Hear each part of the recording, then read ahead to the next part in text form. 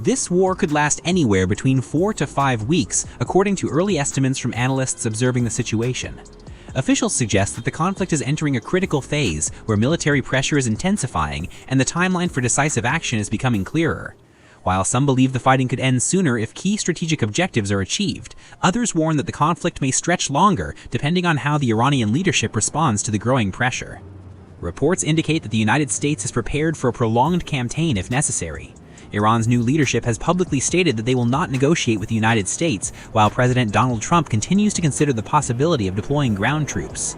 As military operations intensify across Iranian territory, skies and coastal waters surrounding the country have become increasingly volatile, signaling the potential start of a second phase of the conflict.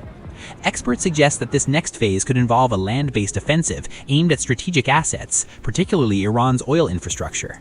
Some analysts believe that such an operation could be carried out either directly by U.S. forces or indirectly through allied groups, including Kurdish fighters who have long-standing tensions with Iran's ruling establishment and the Ayatollah-led regime. The question many observers are asking is why this confrontation is escalating now. The U.S. administration has repeatedly argued that the Iranian regime has already suffered devastating setbacks during the opening phase of the war. According to officials, recent explosions and smoke seen across major areas of Iran are signs that the military campaign is intensifying and that the next stage of attacks could be even more severe. At the center of the strategic discussion is a small but extremely important location within Iran's oil network, Kharg Island. This narrow strip of land plays a vital role in Iran's economy because nearly 90% of the country's crude oil exports pass through its terminals. Tankers arriving at the island are loaded with oil delivered through pipelines from the mainland before heading south through the Strait of Hormuz to reach international markets. Because of its deep waters and accessible port infrastructure, Kharg Island has long functioned as Iran's primary gateway to the global economy. Every day, millions of barrels of crude oil move through the island's facilities, making it one of the most strategically important energy hubs in the Middle East. Control over this location could dramatically alter the balance of power in the conflict. Many analysts compare the island to a faucet controlling the flow of oil to the rest of the world.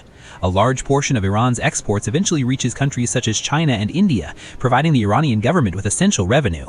Cutting off access to this flow of oil would severely weaken the regime's financial lifeline, but doing so raises complicated strategic questions. Some military strategists argue that the United States could easily destroy the island's infrastructure within minutes. However, others caution that destroying the facilities entirely could harm the Iranian population in the long run by eliminating the economic resources needed to rebuild the country if the current government collapses. This debate has created two opposing schools of thought. One side argues for a scorched earth strategy that would immediately cripple Iran's economy and force the regime into collapse. The other side believes the infrastructure should be preserved so that it can support a future Iranian government and help rebuild the nation once the conflict ends. Meanwhile, military pressure on Iran continues to increase. The United States has deployed some of its most powerful aircraft, including B-52 strategic bombers, capable of carrying massive payloads of conventional and nuclear weapons. These aircraft are designed to dismantle hardened military targets and eliminate remaining weapon systems across the country. Officials claim that Iran's missile capabilities have already been severely reduced. Reports indicate that missile launches have dropped dramatically as many launch sites have been destroyed. Air superiority by the United States and its allies has allowed them to strike military infrastructure with minimal resistance from Iranian forces. Despite these setbacks, concerns remain about Iran's ability to retaliate using drones or smaller weapon systems. Iranian Shahd drones, depending on the model, have ranges of up to 2,500 kilometers and could potentially target ships traveling through the Strait of Hormuz. Even relatively inexpensive drones could cause significant damage to large oil tankers. For this reason, any attempt to seize or control Kharg Island would carry risks. Iranian forces might attempt a last-ditch strategy of destroying their own infrastructure to prevent it from falling into enemy hands. Such a scorched earth response could disrupt global oil markets and create widespread economic consequences. Another major factor in the conflict is the potential involvement of Kurdish forces. The Kurdish population, estimated at around 40 million people across several countries, has a long history of conflict with regional governments. Kurdish fighters are known for their combat experience and strong organization, and many analysts believe they could play a decisive role if the conflict expands into a ground campaign. Kurdish groups already control territory across parts of Iraq, Syria, Turkey, and western Iran.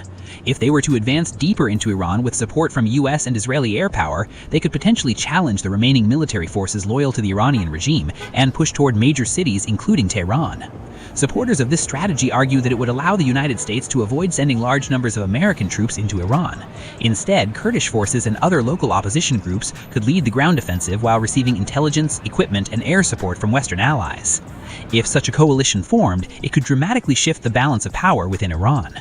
Internal protests against the government have already taken place in various parts of the country, and some analysts believe that a coordinated push by Kurdish forces could encourage other opposition movements to rise up against the regime.